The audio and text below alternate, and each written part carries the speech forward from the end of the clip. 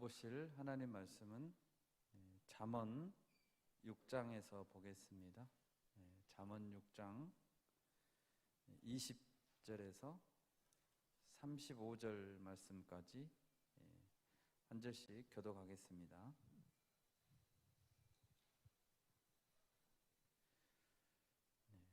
잠언 6장 20절에서 35절까지 말씀입니다.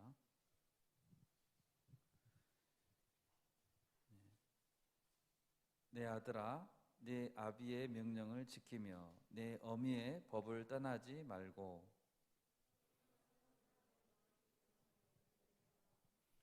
그것이 내가 다닐 때에 너를 인도하며 내가 잘 때에 너를 보호하며 내가 깰 때에 너와 더불어 말하리니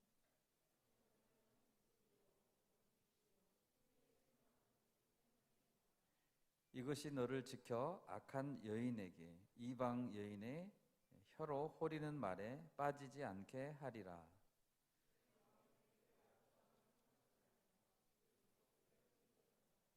음료로 말미암아 사람이 한 조각 떡만 남게 됨이며 음란한 여인은 귀한 생명을 사냥함이니라.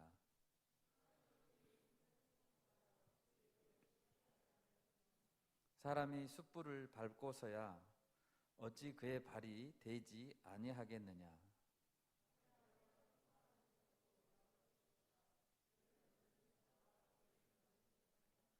도둑이 만일 줄일 때에 배를 채우려고 도둑질하면 사람이 그를 멸시하지는 아니하려니와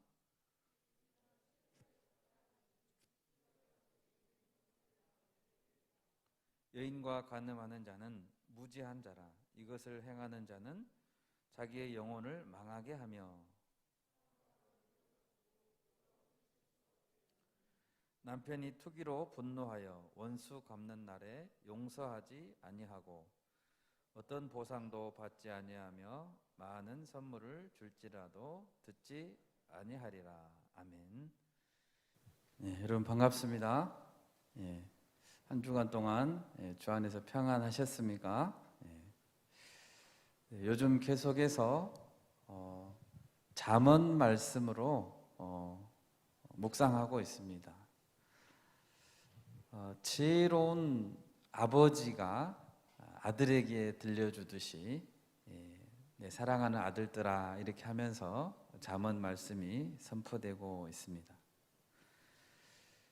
그런데 이 잠언 말씀은 요즘 세상에서는 어떻게 보면 고리타분하게 보이기도 하고 재미없게 느껴지기도 합니다. 그렇죠? 사람들은 예수님을 믿지 않아도 즐겁게 살 수 있다고 생각합니다. 재밌는 일이 많다고 생각하고 특히 기독교 지도자나 교회와 관련된 오점들이 드러나게 될 때 예수를 믿지 않는 사람들은 자기들이 더 도덕적이라고 생각하기도 합니다. 예수님을 몰라도 행복할 수 있고 오히려 예수 믿는 사람들이 할 수 있는 것이 적기 때문에 더 불쌍하다고 생각하는 자들도 있습니다. 여러분 과연 그렇습니까?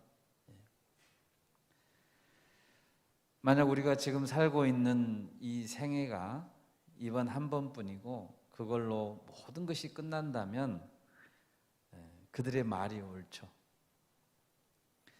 그렇지만 이 생명이 이 땅에서 끝나지 않는다는 데 중요한 문제점이 있습니다. 이런 속담이 있죠. 서울에 가본 사람하고 서울에 안 가본 사람하고 싸우면 누가 이긴다 그럽니까? 서울에 안 가본 사람이 이긴대요. 천국에 안 가본 사람들이 천국에서 오신 예수님의 말을 귀 기울여 듣지 않고 기어이 못 박아 죽였습니다. 예수님께서 수도 없이 말씀하신 내용의 주제가 하나님 나라에 관한 주제였죠. 하나님 나라. 예수님께서 말씀하신 하나님 나라. 우리가 가야 할 본향이 하나님 나라입니다. 이 땅이 아니고. 여러분, 잠언은 도덕책이 아닙니다. 이미 구원받은 천국 백성으로서, 하나님 나라를 갈 백성으로서 어떻게 이 땅에서 살아야 하는가에 관한 이야기입니다. 잠언의 지혜는 윤리가 아닙니다. 하나님의 백성으로서 갖추어야 할 덕목입니다. 오늘 말씀을 통해서도 어떻게 우리가 천국 백성으로 지혜롭게 살아가야 하는지 말씀해 주고 있습니다. 이 말씀을 잘 들으시고 잘 깨닫는 이 시간이 되기를 바랍니다. 첫 번째로 어떻게 지혜롭게 살아라고 말씀하시냐면 말씀의 등불을 밝히라 이렇게 말하고 있습니다. 우리 20절과 21절을 다시 한번 보겠습니다. 20절과 21절 한번 같이 읽어볼까요? 시작. 내 아들아, 내 아비의 명령을 지키며 내 어미의 법을 떠나지 말고 그것을 항상 내 마음에 새기며 내 목에 매라. 요즘 우리 몸에 항상 지니고 다니는 것들이 있죠. 대표적인 게 무엇입니까? 수시로 이렇게 보고 있는 스마트폰이죠.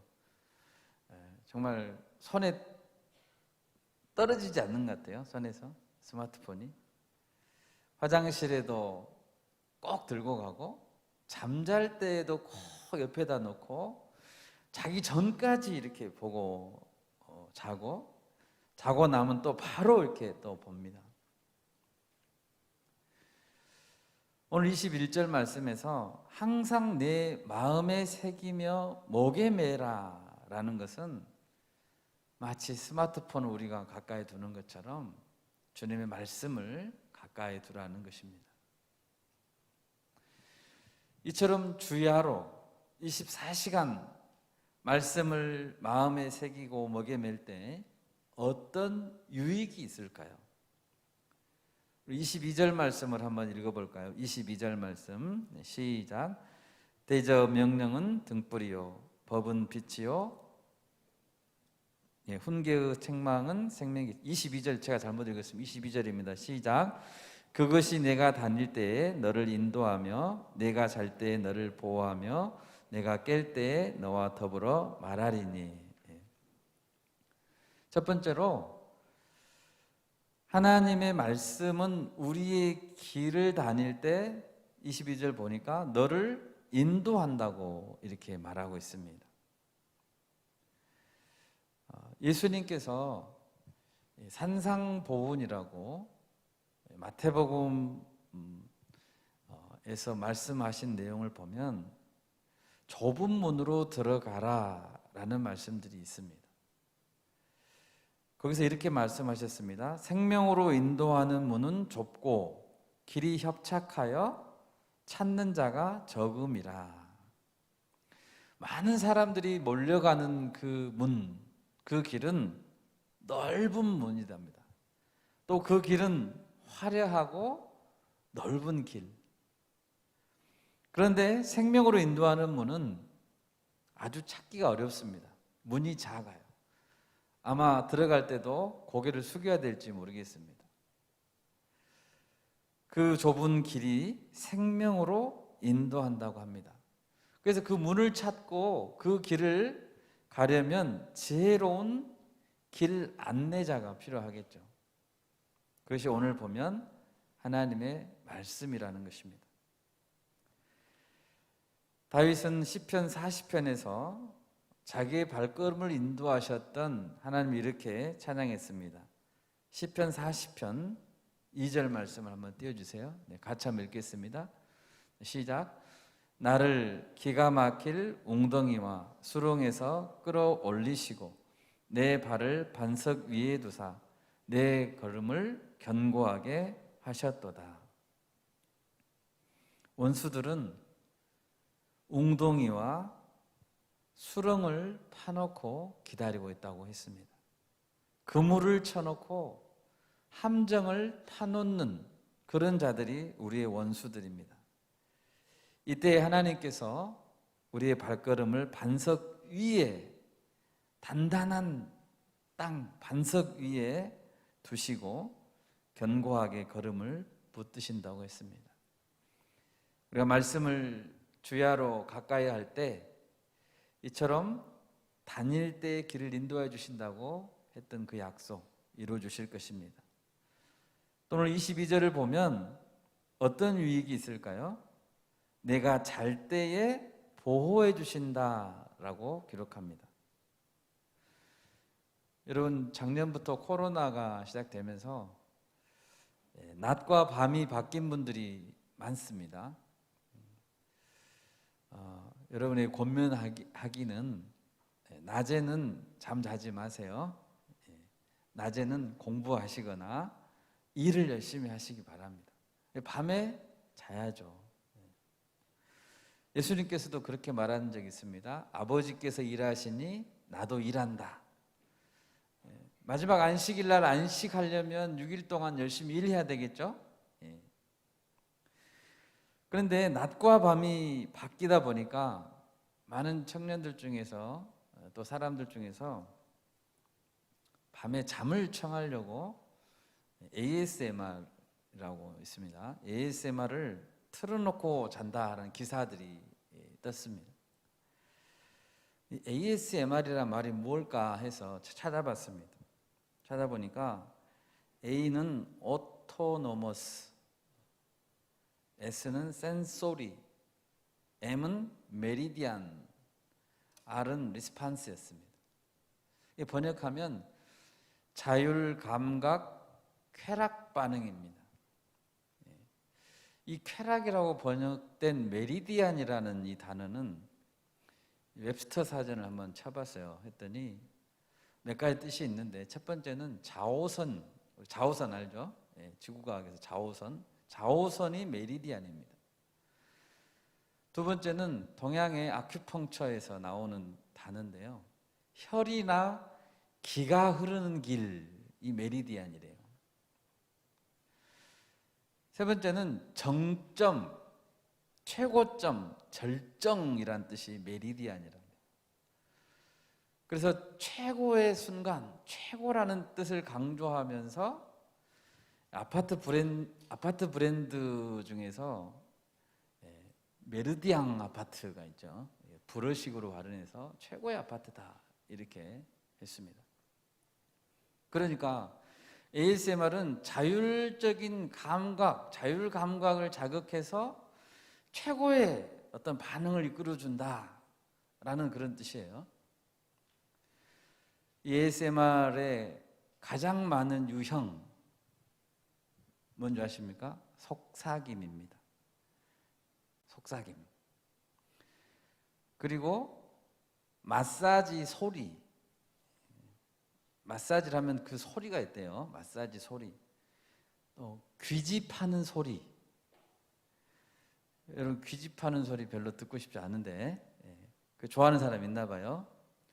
손톱 두드리는 소리, 바스락거리는 소리, 얼음 씹어 먹는 소리, 입으로 만드는 다양한 소리들, 가죽을 자르는 소리. 이거를 녹음을 해가지고 유튜브에다가 올려놨어요. 그래서 그거를 틀어놓고 잠을 청한다는 거예요. 어떤 인터뷰한 사람의 인터뷰 내용이 이렇습니다. 복잡한 생각들로 잠들기가 힘들 때 ASMR 영상을 보면 꿀잠을 잘 수 있어서 애용한다. 좀 희한하죠? 옛날에는 정말 상상할 수 없는 방법인데 여러분 설사 이런 방법으로 뇌의 신경을 인위적으로 자극해서 불안감을 줄여주고 스트레스를 줄여줄 수 있을지도 모르겠습니다. 연구하는 사람도 있더라고요. 그렇지만 정말 마음을 편안하게 해서 잠을 잘 수 있게 해줄까요? 우리를 가장 불안하게 하는 게 뭐라고 했습니까? 죄죠, 죄. 죄의식.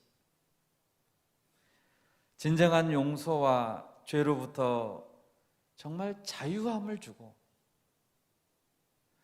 발을 쭉 뻗고 편안한 잠을 잘 수 있게 해주는 그런 길, 그런 방법. 그것은 여호와 하나님께서 주시는 단잠밖에 없습니다. 하나님이 그렇게 말씀하셨습니다. 이스라엘을 지키시는 이는 졸지도 아니하시고 주무시지도 아니하시리로다. 시편 121편이에요. 우리가 잠잘 때 우리를 지켜주시는 분이 누구십니까? 여호와 하나님이시라고 했습니다. 그분 때문에 우리가 단잠을 잘 수 있는 거예요. 세 번째, 어떤 유익이 있을까요?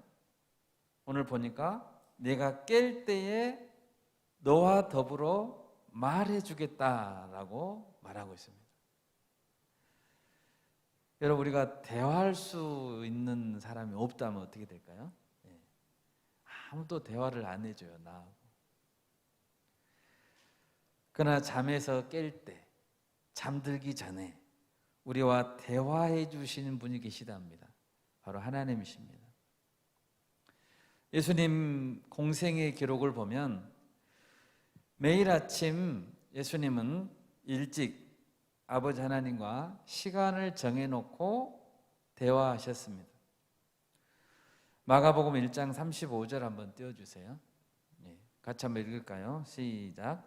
새벽 아직도 밝기 전에 예수께서 일어나 나가 한적한 곳으로 가사 거기서 기도하시더니. 예수님 아침마다 하나님과 시간을 정해놓고 대화하셨습니다. 하나님은 인격적이신 하나님이시죠. 그래서 매일 아침 몇 시에 만납시다 하나님 그러면 기다리고 계세요. 예수님은 12 제자들을 선택하실 때에도 밤을 새워 기도했다고 했습니다. 아무렇게나 12명을 선택한 게 아니고 예수님은 십자가를 지시기 전에도 겟세마네 동산에서 땀이 땅에 떨어지는 핏방울 같이 되었다. 그 정도로 예수님 하나님과 대화하셨습니다. 여러분, 하나님은 지금도 우리의 모습을 보고 계시고 우리의 말을 듣고 계십니다. 하나님은 살아계십니다. 살아계시기 때문에 우리가 부르면 응답하십니다. 잠언의 8장 17절 한번 봐볼까요? 8장 17절 같이 한번 읽겠습니다. 시작. 나를 사랑하는 자들이 나의 사랑을 입으며 나를 간절히 찾는 자가 나를 만날 것이니라. 아멘. 여러분, 우리가 간절히 주님을 찾으면 만나 주십니다. 그리고 대화해 주십니다. 얼마나 고맙습니까? 자, 이렇게 유익을 주는 이 말씀을 23절에서는 뭐라고 말씀합니까? 23절, 본문 23절 같이 한번 읽겠습니다. 시작. 대저 명령은 등불이요 법은 빛이요 훈계의 책망은 곧 생명의 길이라. 하나님의 말씀은 등불이랍니다. 그리고 빛이요 생명이라고 말합니다. 밤길을 다닐 때 빛이 없다면 어떨까요? 넘어질 수밖에 없죠. 코로나가 시작되기 전에 우리 공동체는 가을이 되면 홀몬수양관에 가서 순별로 기도했던 것이 생각납니다. 여러분 생각나시죠? 그때 산길을 올라가야 되니까 핸드폰을 다 켜야 돼요. 안 그러면 돌뿌리에 걸려 넘어지니까. 밤에 가는데, 산을 가는데 등불이 없다고 생각해 보세요.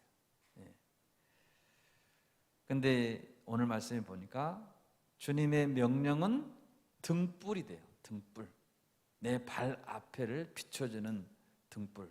주의 말씀은 내 발의 등이요 내 길의 빛이니이다 라고 하셨죠. 그래서 하나님은 우리에게 주의 말씀을 주시면서 등불이다 라고 하면서 너희는 항상 그 등불을 켜야 한다 라고 말하고 있습니다. 하나님께서 모세에게 장막을 지어라, 성막을 지으라고 하면서 그 성막 안에 등잔불을 항상 켜놓도록 했습니다. 그것이 제사장들의 일과 중에 가장 기본적인 일과 가장 매일 해야 되는 그런 일과였어요. 레위기 24장 2절 말씀 한번 자막에 띄워주시기 바랍니다. 같이 한번 읽을까요? 시작. 이스라엘 자손에게 명령하여 불을 켜기 위하여 감람을 찌어낸 순결한 기름을 네게로 가져오게 하여 계속해서 등잔불을 켜둘지니. 등잔불은 계속 켜놓으라고 했습니다. 왜냐하면 성막 안에는 바깥에서 빛이 들어올 수 없기 때문입니다. 이 등잔불을 켜지 않으면 그 안에는 너무 컴컴해서 아무것도 보이지 않아요. 여러분, 이 등불은 빛의 근원이신 예수님 그리고 예수님의 말씀을 의미했습니다. 예수님은 우리를 이 시대의 제사장들로 부르셨죠. 여러분, 너희는 왕같은 제사장들이요 라고 했잖아요. 또 우리 몸을 우리 주님은 하나님의 성전이라고 했습니다. 지금은 성전이 어디에 있습니까? 우리 마음속에 성전이 있습니다. 그래서 우리는 우리의 마음속 성소 안에 계속 등불을 켜야 됩니다. 우리가 제사장이잖아요. 그래서 우리 마음속에 등불을 켜야 합니다. 그것이 무엇입니까? 주야로 말씀을 묵상하는 것입니다.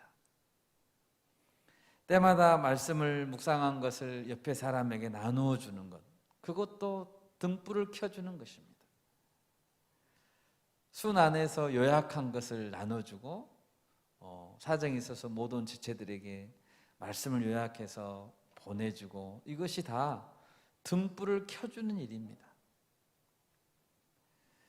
요즘 우리 공동체 안에서 1:1 성경 공부 양육이 아주 활발하게 이루어지는 것을 보고 너무너무 하나님께 감사합니다. 내비게이터라는 선교단체에 거기에서 50년 이상 섬겼던 리더 중에 리로이 아임스라는 리더가 있습니다. 그 리더가 쓴 책의 서문을 봤는데요, 그 서문에 이런 말이 있습니다. 잘 들어보세요. 당신이 받고 배운 것을 다른 사람에게 전해줄 수 있을 때까지는 아무것도 진정 당신의 것이 아닙니다. 다시 한번 읽어드릴게요. 당신이 받고 배운 것을 다른 사람에게 전해줄 수 있을 때까지는 아무것도 정말 당신의 것은 아니다는 거예요. 여러분, 사도 바울도 뛰어난 사도 바울도 어떻게 말했습니까? 내가 받은 것을 너희에게 전하여 준다라고 했습니다. 여러분 다 받으셨죠? 여러분, 우리는 웅덩이가 아닙니다. 담아놓는 웅덩이가 아니고 우리는 통로입니다. 여러분, 우리 이 시대에 빛이 없는 가운데 살아가고 있습니다. 사람들은 어둠을 더 좋아해요. 어둠 속으로 막 들어가고 있어요. 이럴 때 우리는 등불을 켜야 합니다. 영적 위기에서 나 자신을 먼저 지켜주고 공동체와 나라와 민족을 지켜주는 것은 등불을 켜는 방법밖에는 없습니다. 우리가 말씀을 서로 배웁시다. 서로 가르쳐 줍시다. 말씀의 등불을 켤 수 있기를 바랍니다. 그것이 지혜자라는 것입니다. 두 번째, 오늘 말씀에 보면 지혜는 음란한 생활에 비참함에 대해서 우리 잊지 말아야 된다라고 말하고 있습니다. 음란한 생활의 비참한 종말에 대해서 가르쳐주고 있습니다. 잠언의 지혜자는 아버지라고 했죠. 내 아들들아 하고 말해주니까. 그렇다면 이 잠언을 듣는 대상자들은 대부분 아들들, 딸들, 청년들이란 말이에요. 청년들에게 취약한 부분이 여러 죄가 있지만 음란의 유혹입니다. 오늘 말씀을 포함해서 잠언 5장에서 7장까지 성적 타락에 빠지지 않도록 아주 강조하고 있습니다. 24절을 보십시오. 이것이 너를 지켜 악한 여인에게 이방 여인의 혀로 호리는 말에 빠지지 않게 하라. 이런 말 하면 전설의 고향에 꼬리가 9개 달린 여우 이런 생각도 나는데요. 여러분, 이런 말을 이 시대 젊은이들에게 하면 어떤 반응을 보일까요? 너를 지켜 악한 여인에게 이방 여인의 혀로 호리는 말에 빠지지 않도록 조심해. 이렇게 하면 어떤 반응을 보일까요? 조롱하겠죠. 이 시대 젊은이들은 조롱합니다. 그리고 귀담아 듣지 않습니다. 우리 주변을 한번 돌이켜 봅시다. 생각해 봅시다. 사람들은 호리는 말을 서로 주고받습니다. 25절에 보면 외적인 아름다움을 뽐내고 서로를 유혹하기 위해 수단과 방법을 가리지 않는 것을 볼 수 있습니다. 외적 아름다움. 정말 이 시대는 우리 주변에 있는 모든 것이 정말 눈만 뜨면 모든 것이 우리 오감을 자극하는 걸 볼 수 있습니다. 인터넷, TV, 영화, 웹툰, 음악, 아이돌, 모든 걸 생각해 보세요. 우리의 눈과 귀와 오감을 자극하지 않는 것이 있습니까? 그것을 통해서 사람들은 돈을 많이 법니다. 눈먼 돈이죠. 많이 벌어요. 그리고 그것을 또 권력을 이용해서 그걸 계속 돈을 벌기 위해서 사용하고 있습니다. 이 시대의 정신은 즐거운 것이 옳은 것이다 입니다. 여러분, 이것은 잘못된 것입니다. 사람은 성경 안에서 진리를 따라 살아야 합니다. 여러분 믿습니까? 아멘.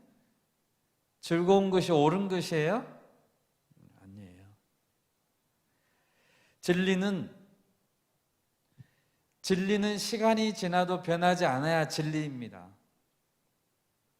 사람들은 자기의 입맛에 법을 바꿔버립니다. 그래서 죄를 죄가 아닌 것으로 바꿔버립니다. 투표로. 그러나 창조주 하나님은 진리를 바꾼 적이 없습니다. 영원하기 때문이죠. 우리를 즐겁게 해주는 것이 옳은 것이 아니고 하나님 보시기에 옳은 것이 옳은 것입니다. 믿으시죠? 아멘. 옳은 것이 옳은 거예요. 그걸 바꾸려고 하면 안 돼요. 여러분, 최초의 죄, 선악과를 따먹는 죄가 어떻게 우리에게 들어왔습니까? 간교한 사탄. 오늘 비슷한 말이 있죠. 24절에 호리는 말. 간교한 사탄이 하와에게 접근했습니다. 하나님이 참으로 너희에게 동산 모든 나무의 열매를 먹지 말라 하시더냐? 또 말했습니다. 너희가 선악과를 따 먹어도 절대 죽지 않아. 내 손에 장 지질게. 뭘 걸을까? 다 걸을게. 너희는 절대 죽지 않아. 이렇게 말했어요. 여러분, 이렇게 강한 확신으로 이야기하면 넘어가 버리죠. 예. 거짓말이에요. 거짓말. 여러분, 지금도 사탄은 우리에게 호리는 말로 접근합니다. 유혹은 어디에서 온다? 유혹은 호리는 말에서 옵니다. 야, 조금 죄를 짓는다고 사람이 죽냐? 괜찮아. 이렇게 하는 거죠. 다 저러고 살아. 사람은 어쩔 수 없이 그냥 그렇게 사는 거야. 이렇게 접근해 와요. 여러분, 그런데 하와가 그 열매를 따먹고 아담도 줬죠. 아담도 따먹고 결과가 어땠어요? 안 죽었어요? 창세기 이런 말씀이 있습니다. 하나님이 아담에게 말하는 거예요. 아담, 내가 내 아내의 말을 듣고 내가 내게 먹지 말라는 나무의 열매를 먹었은즉 땅은 너로 말미암아 저주를 받고, 땅이 뭔 죄예요? 너는 내 평생에 수고하여야 그 소산을 먹으리라 라고 했습니다. 자, 이게 그치지 않았어요. 창세기 3장 19절 한번 띄워주세요. 같이 한번 읽겠습니다. 시작. 네가 흙으로 돌아갈 때까지 얼굴에 땀을 흘려야 먹을 것을 먹으리니 내가 그것에서 취함을 입었음이라. 너는 흙이니 흙으로 돌아갈 것이니라 하시니라. 여러분, 처음에 아담을 만들었을 때 너 흙으로 돌아가야 돼, 이 말은 너 죽어야 돼, 이 말이거든요. 이건 하나님의 뜻이 아니었어요. 창세기 3장 19절은 죽음을 이야기하고 있습니다. 죄의 결과는 사탄의 말처럼 너 절대 안 죽어가 아니고 너는 반드시 죽어입니다. 죄의 싹은 뭐예요? 사망이에요. 아담이 죽었어요? 안 죽었어요? 네, 죽었어요. 하와도 죽었어요.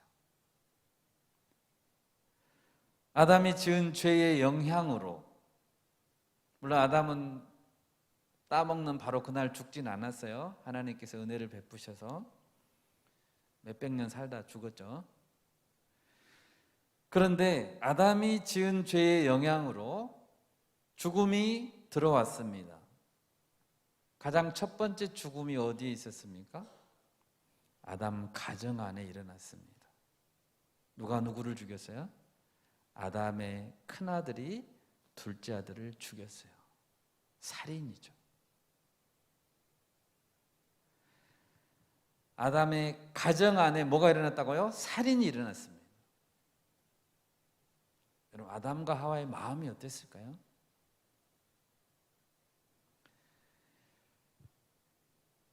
아담의 그 아들 가인의 후손 중에 라멕이란 사람이 나왔습니다. 라멕.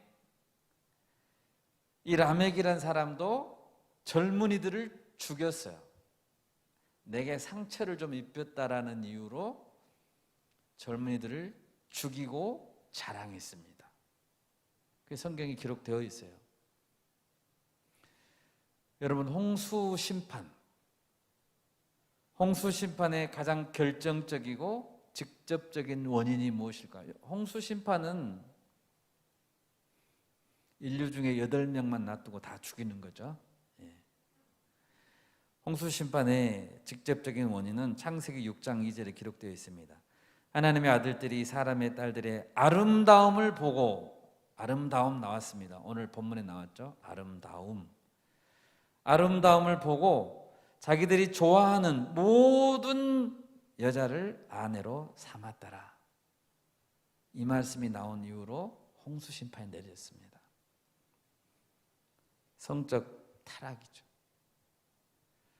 예수님도 말씀했습니다. 마태복음 24장에서 말했습니다. 홍수 전에 노아가 방주에 들어가던 바로 그날까지 사람들이 먹고 마시고 장가들고 시집가고 있었다. 그건 정상적인 삶을 살고 있었다는 말이 아니고 사람들의 가장 큰 관심사가 뭐였냐는 거예요. 가장 큰 관심사가 뭐였다고요? 먹는 거, 마시는 거, 무엇을 먹을까, 무엇을 마실까, 장가가고 시집, 어떻게 즐길까. 노아가 방주에 들어가던 바로 그날까지, 문이 닫히는 그 순간까지도 그렇게 살았어요. 여러분, 홍수는 음란 죄에 대한 심판입니다. 아브라함 시대에 소돔과 고모라가 왜 불로 심판받았습니까? 동성애 때문이었죠. 여러분, 이런 사실들은 우리에게 교훈이 되고 있습니다. 이걸 보고 교훈으로 삼지 않으면 하나님은 더 어떻게 경고해 줘야 돼요? 여러분, 죄의 대가 때문에 지금도 얼마나 많은 고통을 당하고 있습니까?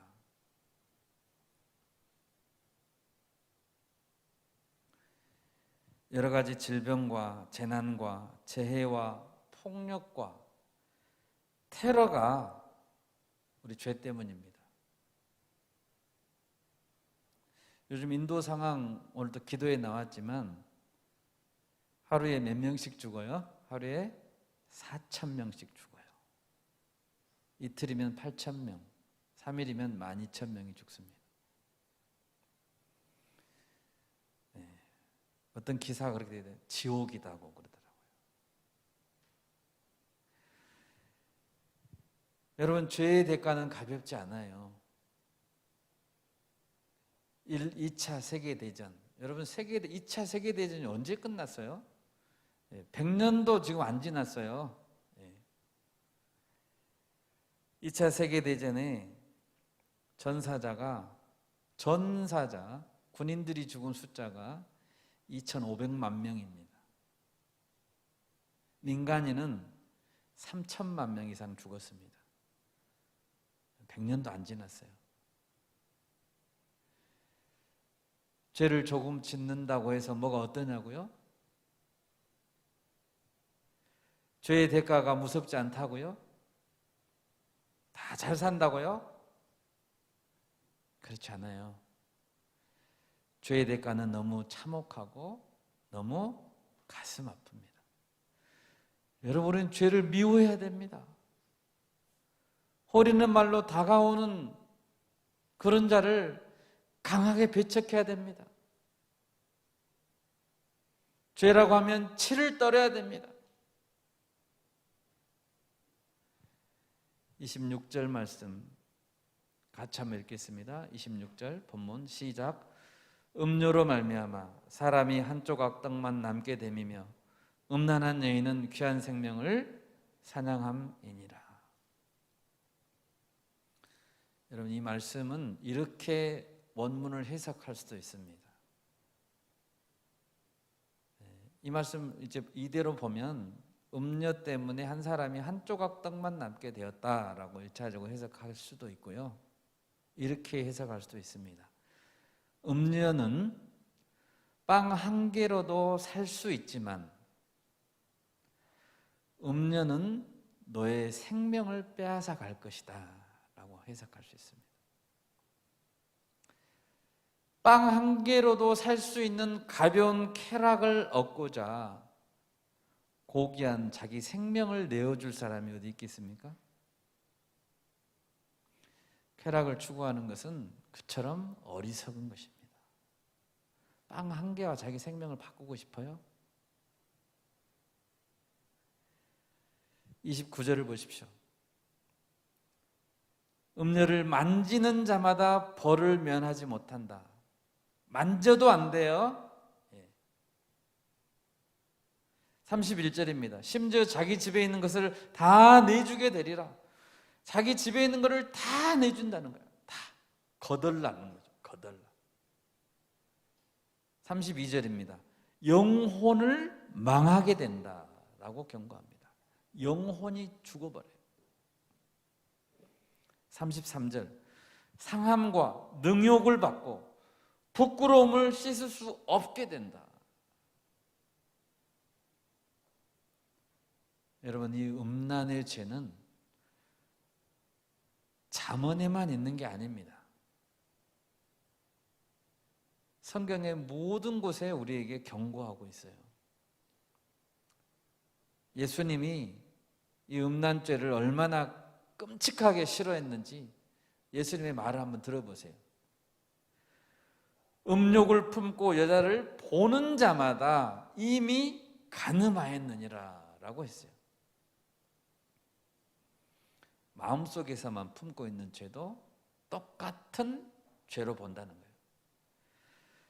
더 나아가서 얼마나 싫어하는지 보세요. 너의 눈이 너를 실족하게 하면 어떻게 하라 했어요? 눈을 빼버리래요. 우리는 다 눈이 없어져야 되겠죠? 내 오른손이 너를 실족하게 하거든 찍어버리래요. 잘라버리래요. 백체 중 하나가 없어지고 천국에 가는 것이 낫지 않겠냐. 여러분, 이 정도로 예수님이 하신 말씀이에요. 이 정도로 우리 주님이 싫어해요.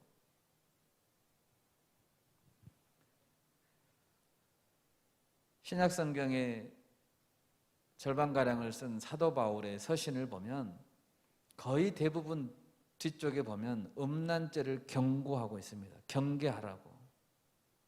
골로새서 3장 5절 6절 한번 띄워줘 보세요. 같이 읽을까요? 사도 바울이 쓴 편지입니다. 시작.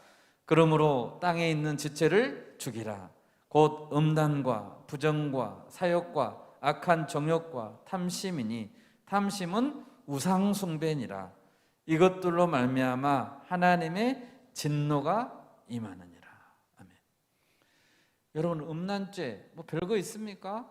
그냥 마음이 좀 나쁜 거죠? 아니에요. 여기서 뭐라 했어요? 우상숭배라고 했습니다. 여러분, 우상숭배예요. 쾌락의 탈을 쓰고 다가오는 음녀의 진짜 목적이 뭘까요? 호리는 말로 다가오는, 여러분에게 다가오는 음란죄의 진짜 목적, 사랑일까요? 네. 남이 하면 불륜이지만 우리는 정말 로맨스잖아. 우린 진짜 사랑인데 우리 사랑하게 해주세요.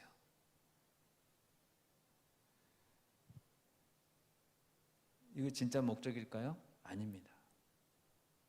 잠언 7장 26절 한번 읽어보겠습니다. 잠언 7장 26절 같이 읽겠습니다. 시작. 대저 그가 많은 사람을 상하여 엎드러지게 하였나니 그에게 죽은 자가 허다하니라. 여러분, 착각하면 안 됩니다. 우리 헷갈리면 안 됩니다. 이 음녀의 결국은 상하는 거예요. 다치는 거예요. 엎드려뜨리는 거예요. 넘어뜨리는 거예요. 죽이는 자예요. 죽이는 거예요. 죽은 자가 허다하대요. 허다. 7장 20, 셀 수가 없어요. 이 음란죄 때문에 죽은 자가 셀 수 없어요. 죽어요. 죽어. 독극물이에요. 독극물. 방사선이에요. 여러분, 방사선 뭐 이렇게 쐬고 싶으세요? 독극물 한번 마셔보고 싶으세요? 똑같아요. 악한 정욕과 탐심은 우리를 즐겁게 하지 않습니다. 상하게 하고 못쓰게 만들고 죽인다는 거예요. 그 결과를 우리는 알아야 돼요. 이 시대 청년들, 우리 주변에 많은 청년들, 정말 조심해야 될 그 죄는 음란죄예요. 그리고 그것의 결과를 우리가 알아야 돼요. 결과를 안다면 정말 조심하겠죠. 그 근처에도 가지 말고 그 집 문 앞에도 얼씬거리지 말고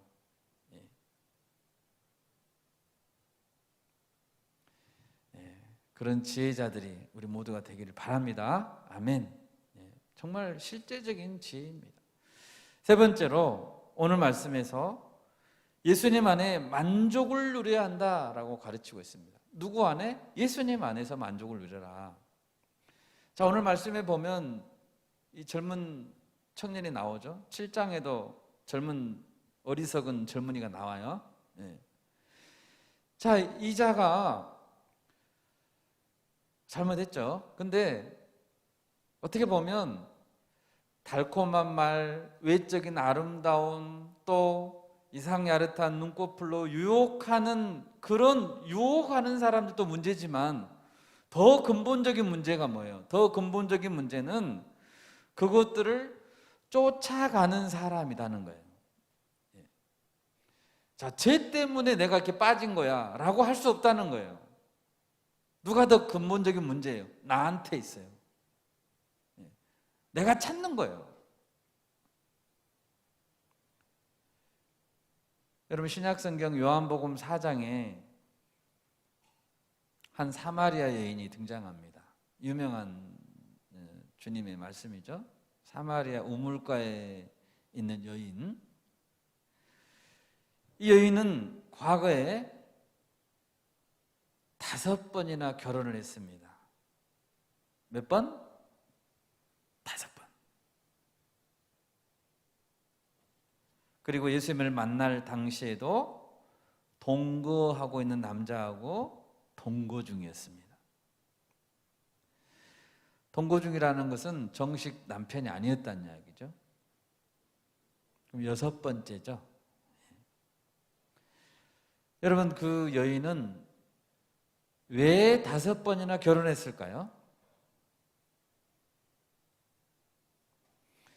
요즘 같은 시대에도 5번 결혼하면 신문에 나올 정도 같아요. 정말 5번 결혼한 사람 찾기 어렵죠.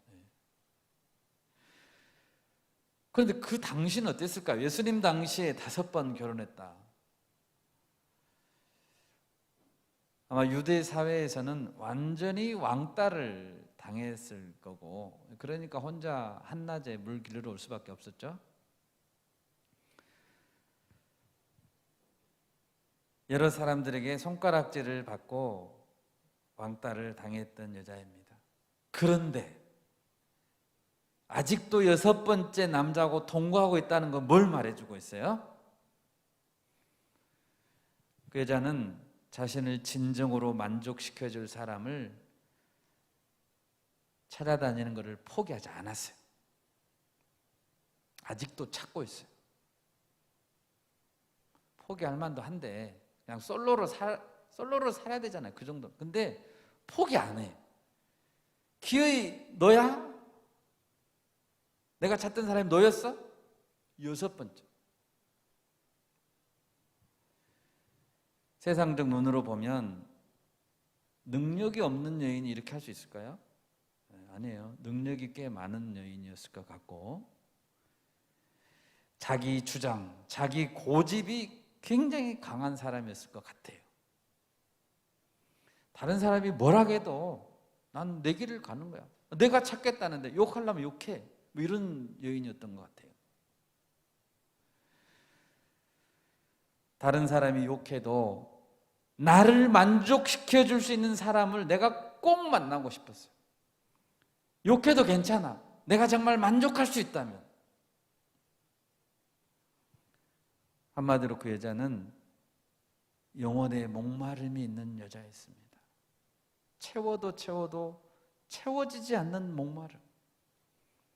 여러분, 그런데 그 여인이 6번째 남자에서 만났어요? 못 만났어요. 예수님이 이 여인을 찾아가서 말했습니다. 네가 만일 하나님의 선물과 또 내게 물 좀 달라는 네가 누구인지 알았더라면, 예수님이 물 좀 달라고 했거든요. 먼저 누구인지 알았더라면 너가 그에게 구하였을 것이요, 그가, 자기를 말해요. 예수님, 그가 생수를 내게 주었으리라 라고 말했어요. 이 세상 사람들이 줄 수 있는 물은 잠시 목을 축일 수 있을지는 몰라요. 그러나 근본적인 목마름을 해결해 줄 수 없습니다. 이걸 잊어버리면 안 돼요. 그 여인이 물을 길렀던 그 우물, 정말 오기 싫었던 그 우물이죠. 한낮에 태양이 얼마나 오기 싫었겠어요. 그 우물이 누구의 우물이냐면 야곱의 우물이었어요. 야곱의 우물. 야곱이 몇천 년 전에 파놓은 우물.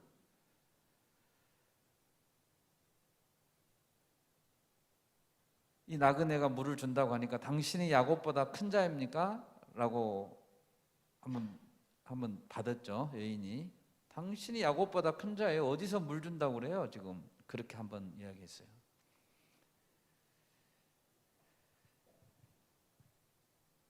여러분, 그런데 야곱하면 무엇을 지금 이 이야기에서는 의미하고 있냐면, 이 세상에서 가장 위대하고 뛰어난 인물을 말해요. 이 세상에서 아무리 위대하고 아무리 뛰어난 인물이고 정말 믿음의 사람 야곱이잖아요. 그런 사람이라 할지라도 마르지 않는 생수는 줄 수 없다는 거예요. 줄 수 있는 건 한 동이 물밖에 못 줘요.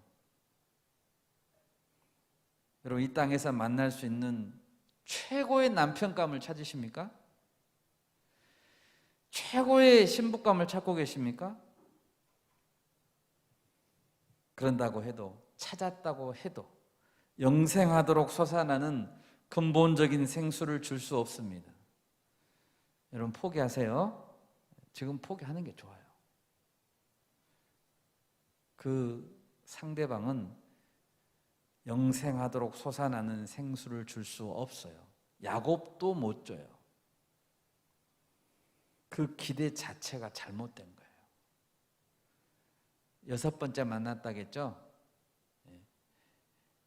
600명, 6,000명을 만나도 못 얻어요. 발견할 수 없어요. 여러분, 우리는 모두 과거에 최고의 남편감을 찾아 헤매는 이 여인과 같았습니다. 무엇이 내 목마름을 해결해 줄 수 있을까? 육신의 쾌락을 찾기도 했고요. 세상 사람들의 인정, 너 잘한다, 잘한다, 잘한다, 잘한다, 그거 목말라가지고 1등 해보려고. 돈과 권력이 줄 수 있는 만족을 찾아다녔습니다. 만족하셨습니까? 결코 그럴 수 없습니다. 권력과 인기를 누려보고, 여러분, 우리 주변에 그런 사람 많죠? 권력과 인기를 누려본 사람 TV에 많이 나오죠. 그런 사람들이 자살을 많이 해요. 돈을 많이 가져본 사람들, 우리가 생각하면 저 사람 왜 자살할까? 자살할 이유가 없을 것 같은데? 왜 자살해요? 거기까지 가봤는데 없거든. 더 이상 갈 이유가 없는 거예요. 죽어야지. 끝까지 가봤거든요. 없어요. 그것만으로는 만족할 수 없습니다. 이 여인에게 예수님이 무엇을 선포했습니까? 내 앞에 있는 바로 내가 그 메시아다. 할렐루야. 아멘. 내가 생수다. 내가 찾는 영생하도록 솟아나는 그 생수, 예배의 대상, 경배의 대상이 나다 라고 알려줬어요. 여인이 그 즉시 어떻게 했습니까? 물동이를 던져버렸어요. 발로 차버렸어요, 물동이를.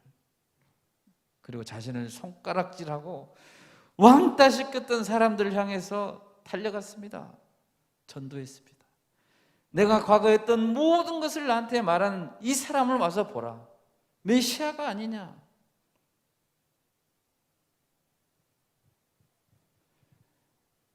에레미야 2장 13절 한번 띄워줘 보십시오. 같이 한번 읽겠습니다. 시작. 내 백성이 두 가지 악을 행하였나니 곧 그들이 생수에 근원되는 나를 버린 것과 스스로 웅덩이를 판 것인데 그것은 그 물을 가두지 못할 터진 웅덩이들이니라. 여러분, 우리의 죄가 무엇입니까? 두 가지 죄입니다. 우리의 죄는 첫 번째는 생수의 근원이 되신 하나님을 버린 것입니다. 그리고 목마르잖아요. 하나님 버렸으니까 웅덩이를 막 판 거예요. 웅덩이를 열심히 팠는데 물을 가두면 물이 다 밑으로 빠져나가 버려. 어떤 웅덩이? 터진 웅덩이.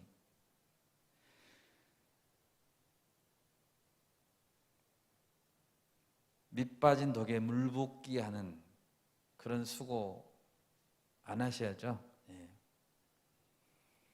여러분, 무엇을 위해서 공부하고 계세요? 무엇을 위해서 직장에 들어가려고 합니까? 자격증은 왜 땁니까? 이 땅에 보물을 쌓는다는 것은 물을 가두지 못할 터진 웅덩이에 물을 붓는 거예요. 아무리 주님이 아닌 그 웅덩이에 하늘에 쌓지 못한다면 그것은 터진 웅덩이에 물 붓는 거하고 똑같아요. 만약 그것을 그 웅덩이를 내가 지금 파고 있다면 당장에 멈추시기 바랍니다. 더 이상 파지 마세요. 주님께로 돌아오세요. 여러분, 사마리아 여인이 만약에 예수님을 만나지 못했다면, 요한복음 4장이 없었다면 어떻게 됐을까요? 몇 번을 더 결혼했을까요? 결혼할 수 있었을까요?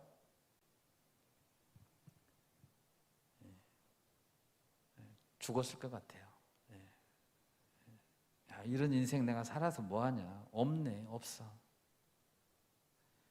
결혼 6, 7, 8번 해서 사는 게 무슨 의미가 있어요? 죽어야지. 예수님을 만나지 못하면 이 여인은 죽어야 돼요. 이 여인은 예수님을 만난 이후로 진정 경배해야 될 대상을 발견했어요. 자기의 목마름을 만족시킬 수 있는 사랑은 이 땅에는 없구나. 예수님밖에 없구나. 찾고 살아야 될 이유를 발견한 거죠. 달려간 거잖아요. 야곱의 우물에 물길로 올 때는 어떻게 걸어왔겠어요? 이렇게 걸어왔겠죠. 오늘 또 가야 되는구나. 가기 싫은데. 예수를 발견하고는 어떻게 했다고요? 달려갔대요. 삶의 자세가 다르죠? 여러분, 학교에 달려가십니까? 가기 싫어가지고 이렇게 가십니까? 직장에 갈 때 이렇게 가야 되나? 여러분, 혹시 어떤 만족을 찾고 있습니까?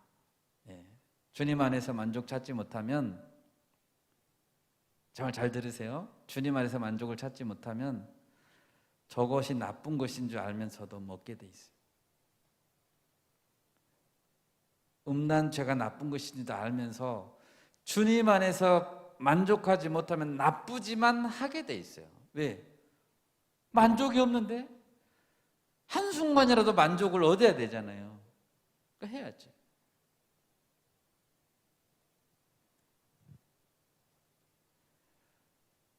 이 땅에는 참 만족을 줄 수 있는 분 없습니다. 우리 예수님만이 만족이십니다.